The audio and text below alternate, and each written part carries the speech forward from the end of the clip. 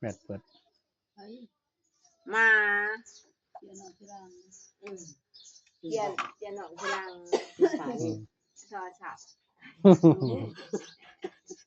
หน้าร้ายบ่หน้าเฮ็ดกระปุกช่องท่อช่องท่อโอ้พอแล้วพอแล้ว เฮ็ดม่วนเฮ็ดม่วนหลายๆก็ลำก็สิแล้วเนาะแม่นบ่ล่ะแหละอึดคุปีข่าวอะไรเฮ็ดจะอึดนี่ใหญ่เอาอยู่นี่ผู้นึงมาใหญ่อยู่บ่ผู้นึงว่าโอ้ติดมาเลยก็ได้เอาเลยโอ้ยแหละจ้ะใส่ต้นแปะชุกเนี่ยมันก็ว่าอยากได้เงินได้ใช้เด้สิไปหาแปะชุกอยู่ก็ว่าเอาใหม่แล้วบิดมาให้เราบ่ถึงซ้อนสันป่าค่าแล้วฮู้จักแหละเขาก็ยังเฮ็ดต้นให้เราทุกวันพระของแล้วเนาะเฮ็ดให้เราพากแต่พระเขาตามมาจากสวรรค์ก็มาแต่มีพระในวัดนะเฮ็ดให้เราตลอดถ้ามันจะไล่นี่ไล่นำเฮ็ดให้พ่อแล้วนำแม่แล้วนำแล้วก็ป้าเฮ็ดให้ตลอดบ่แม่นคันมันจะไล่นำคอยก็ไปเฮ็ดต้นน้ำเน่าบอกเนาก็เฮ็ดให้ตลอดนะก็เฮ็ดให้ทุกชิ้นอยู่ว่าซะก็ให้ทุกชิ้นอยู่แล้วพระเขาก็บ่เคยขาดว่าซะถ้ามาบ่ไล่ก็บ่ทันได้ไล่คันไล่จะไปเฮ็ดบอกเนาไล่เบิดให้เด้อนี่ชิ้นเขามาเอาเงินที่เราขี้เบี้ยผู้ใดบ่น่ะก็สิให้เรานำเองดอกโอ้แล้วก็มาน้ำแพ้เนาะไปน้ำเนี่ยบ้านบ้านสะโอก็ว่าจังได๋ผู้อยู่ดงอันนั้นดงไอ้38ไปดึงขาเขาว่าเอาเงินไปใส่กูเด้อเราก็ลงมาเลยให้ผัวเราลงมาอีหลีก็แม่นั่นแหละว่าอีบุญยงยังบอกง่ายนี่ว่าช้างคุยยังขาพูยขาพูยยังไปบอกตายไปแล้วยังเป็นห่วงเนาะเป็นห่วงแม่มันเฮือนในเนาะมันคอยไปเบิ่งอยู่วัดท่วงไปน่ะสิงเนาะบ่แล้วก็เว้ากันเด้ว่าเราอยากอีหยังเราบ่อีหยังเราบ่ได้เว้าก็ถามในวันท่วงฤาษีมาอยากกินอีหยังก็บอกเขาไปเฮ็ดอันนั้นนะเฮ็ดอีหยังเพิ่นเฮ็ดสังฆทานแล้วก็เฮ็ดกองบุญสดไปซื้อในคุกก็เอารถของฤาษีไปซื้อเฮ็ดอยู่หั่นแหละก็เสื้อว่าเราอยากได้อีหยังก็ไปซื้อมาแล้วก็ให้เราใส่ว่าจะกินหยังว่าจะกินหมูปลาใส่อีหยังนะใส่ไข่มดแดงหมูปลาลงไปก็นั่งคุยก็มากินว่าจะได้เงินได้ค่ำครับก็ถามเราก็ไปเฮ็ดให้เราถือสั่นถือเนี่ยก็หึงใช้เวลาอะไรตัวก็ถืออื่นมาได้เขาก็บอกเวิร์ดมามีหยังพอบางเทื่อเฮาบ่ได้เว้าเด้บ่จริงเด้ก็ถามก็บอกเวิร์ดได้มั้ยโตเจ้านี่ทำนี้นี่แล้วก็บอกนำเจ้าเฮาอยากได้หยังผัวอยากหยังก็ถามกันขึ้นคำกับแก้วคนสิควันเนาะมาสิซ่าถือชิงถือเขาแล้วโตแล้วหันแล้วก็มาบอกน้ำผัวนี่มันจะเฮ็ดต้นเฮ็ดกันจะได้เราจะได้กองบุญกองนึงกองบุญเอาสดบ่ต้องไปเซาในผุนบ่ได้ไปสิในกองอย่างใดแล้วว่าพวกเฮาที่เฮ็ดนี่เวลาคนตายไปน่ะเฮ็ดว่าสิแจกเขาเฮ็ดกองบุญน่ะบ่ได้ไล่ไดคือว่าไล่แต่ว่ายังบ่ทันเจ้าต้องไปตายไปเสร็จนี่คนทุกคนมีกรรมอยู่แล้วเฮาต้องเฮ็ดบาปผิดเวรเนาะไปใส่กรรมก่อนบ่ฮู้ว่าจักเดือนจักปีแล้วเพิ่นปล่อยออกมาถึงสิได้กองบุญแต่เฮาไปสิงจังซี่ไฮไลท์โลดเอามือโลดเพราะว่าใส่กระเป๋าใส่รถมือโลดจังซั่นเราบอกก็แม่ข้าวกินก็กินโลดได้กินโลดแล้วบ่คันว่าเด้อจะแม่จะตายนี่จะไปเอาแม่จะไปลงชิงน้ำเล่าถ้ามาสิหายเจ้าหายผู้นั้นผู้นี้ก็หายผู้นี้ก็สิบอกเลยนั่งเครื่องเว้ากันนี่ก็บอกจ่ๆโดบอกจะถามยังพอค่อยสิเห็นบอกจ่ๆนำหมู่เฮาแม่หมู่เฮานะโตล่ะเนาะทั้งหมดว่า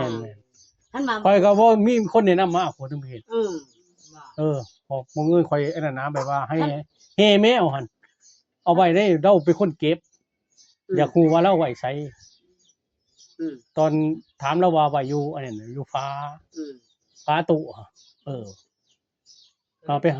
ไปหาก็เห็นนี่เพราะว่าเราบอกว่าอย่างนั้นก็บ่ฮู้เนาะจังซั่นเด้อก็แม่นน่ะว่าบ่เพิ่นว่าเครื่องตัวใดสิว่าจังได๋สิเราบ่ได้บอกข่อยได้ว่ามันยังเงินกันเราก็สิบอกถึงเฮาบ่ฮู้ที่เฮาอันนั้นน่ะบ่จักมาลืมบอกนะไอ้หม้ออีดวนมันบ่นั่นแหละอีดวนมันบ่โอ้ยแต่วันนั้นนะพอเราออกแล้วเมื่อยไอ้ฤาษีเมื่อยเขานั่นแล้วก็นั่นแหละพอดีมันหับส่งอยู่แล้ว ไปลงน้ำเหล้าหา อืม กังเว้นนี่บ่ กลางเว้นนี่ค่ายเท่าไหร่ล่ะ52กีบบ่ 2,000 52,000มี3องค์เด้อยู่หั่นเขาองค์ไรเฮาต้องเฮ็ดองค์52 3องค์หมู่เพิ่นสิเอาเขาองค์ใดว่าซั่นซะเขาองค์นี้เขาปุ๊บก็นั่นโลดกอดตัวน่ะเพราะว่าเขาไปกับลูกเขาเด้กับลูกไอ้ใส่ลูก ก็เจ้ามา ก็ข่อยกับลูก ต้นเลยเนาะ ถามว่าเวิด เป็นห่วงมาเลยเนาะก็แม่นนะว่าชมบัตรอีสานคือกันข้างหลังให้ ฮะ มึงก็ว่าบ่กับลูก ก็เว้าว่านะถามเขาถามอีหยังกับฮู้ว่าก็เป็นสิ่งเขาอะเนาะ แนบชิง คนเฮาเว้ากัน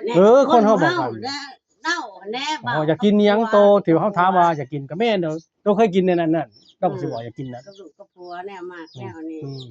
เครื่องก็แล้วบอกว่าใส่หยังเกิบไปหยังเกิบเรามักใส่เกิบออกมีส่วนหน่อยนึงแย่งก็คือเจ้าจะไม่มีส่วนจากนั้นเราสิบอกเดี๋ยวนั้นจะเคยซื้อขออยู่คงอยู่หั่นน่ะเอาไปซื้อให้เราเบอร์นั้น42แล้วว่ะแหน่ก็ไป ได้เอาไปโลดแล้วแม่นบ่ได้ชี้เอาให้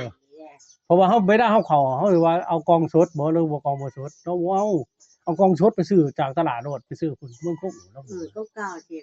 ถ้าเกิดว่าของเก่าแล้วบ่เอาแล้วว่าบ่อยากได้อยากได้ของใหม่ของนี่หันมันได้โลดแล้วว่าแต่กองที่เจ้าเฮ็ดบุญหันมันบ่ทันได้ข่อยยังต้องไปใส่เบสอยู่ใส่กรรมมันทุกคนมีกรรมเบิด แม่น มันสิกรรมน้อยกรรมหลายเอ้าเฮาเกิดมาต้องขาสัตว์ที่ชีวิตอยู่น่ะถึงบ่ล่ะแน่แล้วว่ามันต้องใส่ก่อนสิเสวยสุขแล้วว่าครั้งแรกข้อยก็บ่เชื่อไปถามบอกรายละเอียดเบิดเลยบ่เฮาบ่ฮู้ถามเนาะ เฮาคือจังซี่แล้วเฮาบ่ฮู้แล้วเว้า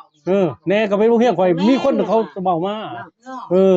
ก็พันเห็นมาจังซี่สิตะบ่พอก็ถามเพราะว่าข่อยมักสวดมนต์ยามมื้อแลงเนาะพอถามว่าเจ้าได้ยินว่าสวดมนต์ข่อยยังนั่งฟังอยู่ดีแต่ว่าถ้าเฮ็ดให้ก็ได้เจ้าเองนะว่าแล้ววันพระข่อยเฮ็ดต้นเฮ็ดกันน่ะเฮ็ดต้นเฮ็ดกันถามว่าได้แต่ว่าตอนนี้ยังบ่ทันได้เพราะว่าฝากเฮ็ดไปนี่จะฝากเจ้าแม่เท่านี้ก่อนเฮาเบิดจากกรรมตัวนั้นเฮาถึงมาเอาแต่ไรแล้วว่า ได้ก็ได้ซ่า ได้ซ่าแต่ว่าเจ้าเฮ็ดตัวนี้หั่นข่อยเอาไปเลยเอาเมื่อเลยแล้วว่าจะบ่ถามว่าน้องบ่ลองถามว่าม่วนบ่จังได๋เนาะมีคน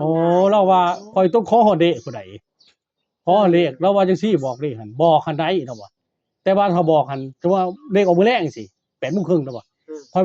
บอกปึ๊บมันเจ้าถูกปั๊บได้เราหั่นถูกจองจำติดคุกเนี่ยทั้งปบเขาติดได้เพราะว่าถือว่าเจ้าบอกหั่นเจ้าฮู้ว่าเลขมันสิออกหยังมันผิดเด้ เขาจับบ่ เ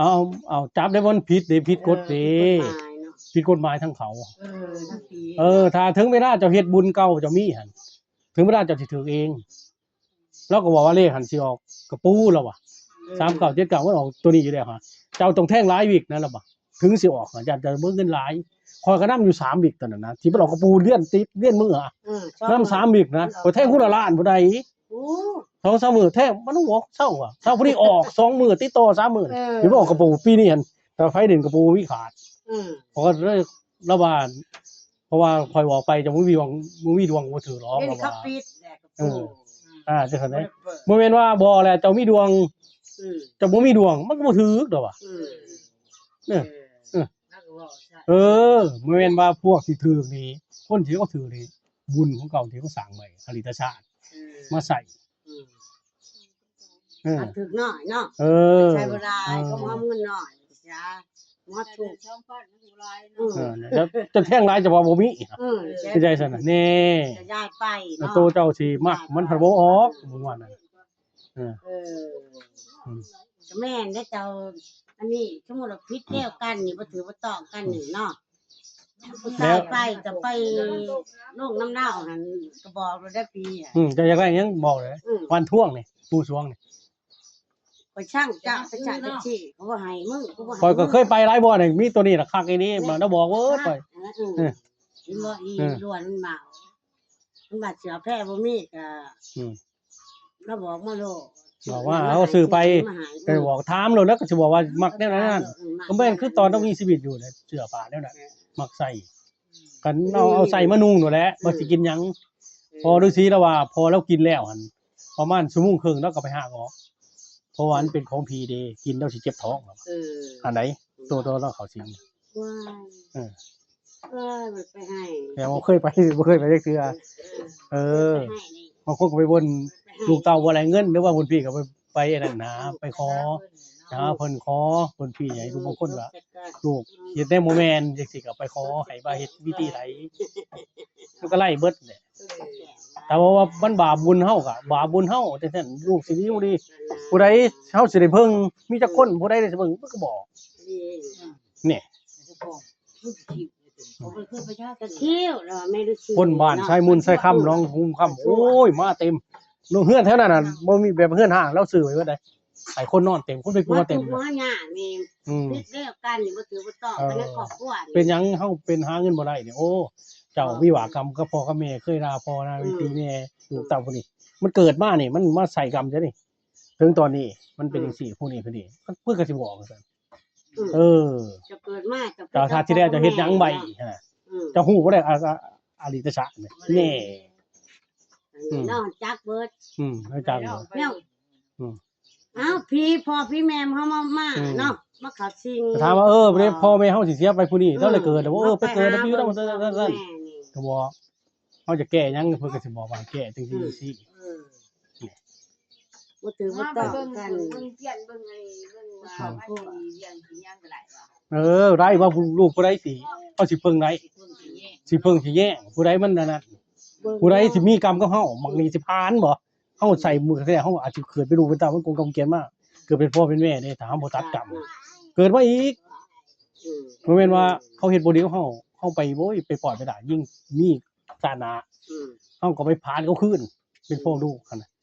ฉะนั้นเฮาต้องตัดกรรมของเขาสิบ่ดีก็อย่า